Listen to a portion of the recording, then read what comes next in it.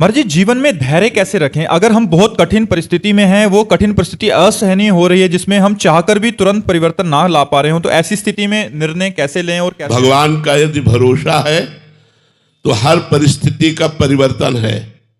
कोई भी परिस्थिति हमारा बाल बांका नहीं कर सकती यदि भगवान पर भरोसा है और भगवान का भजन है।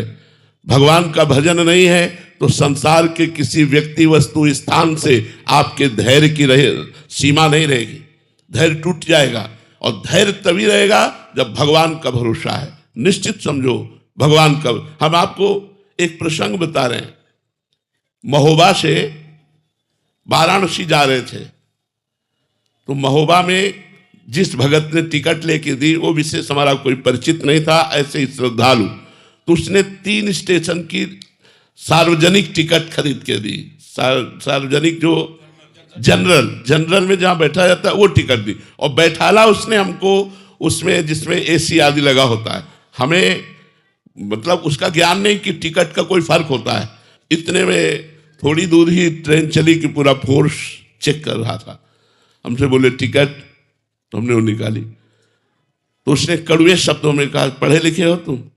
ये टिकट 3 स्टेशन की थी, कब व्यतीत हो गया? और जनरल में तो ये टिकट जनरल की थी और तुम बैठे कहाँ कोच में हो? ऐसे खड़े हो जाओ।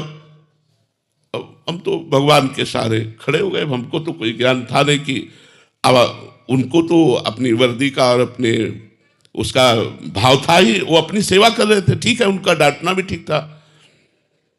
खड़े हुए तो अब हमारे मन में आया कि हो सकता है लोग दंड विधान करें, तो आंख मूंदा भगवान का चिंतन किया। तो ये एक आदमी ऊपर से उतरा, अंग्रेजी से उनसे बात की और पैसा दिया, इतनी बड़ी कागज की टिकट दी, बोले बाबा बैठ जा। क्या है? उस व्यक्ति से हमारा कोई परिचय नहीं है। जो उतर के आता है वो कौन है? भगवान। अंदर उसके भगवान ने प्रेरित किया, 1 मिनट में कार्य हो गया। अगर हमारा भगवान पर भरोसा है तो बड़ी से बड़ी समस्या, बड़ी से बड़ी अशांति, बड़े से बड़े दुख का ऐसे निदान हो जाएगा।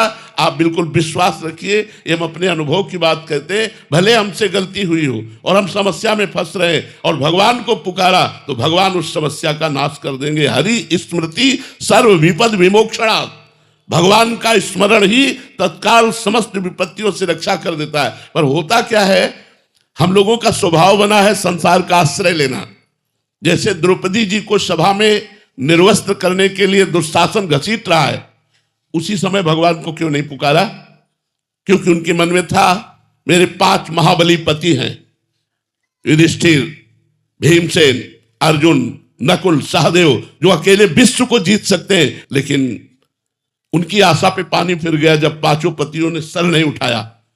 तब आशा हुई कि भीष्म जैसे महाबली, द्रोणाचार्य जैसे आचार्य, कृपाचार्य, इतने बड़े बड़े धर्मात्मा बैठे, इनके बीच में मुझे कौन निर्वस्त्र करेगा?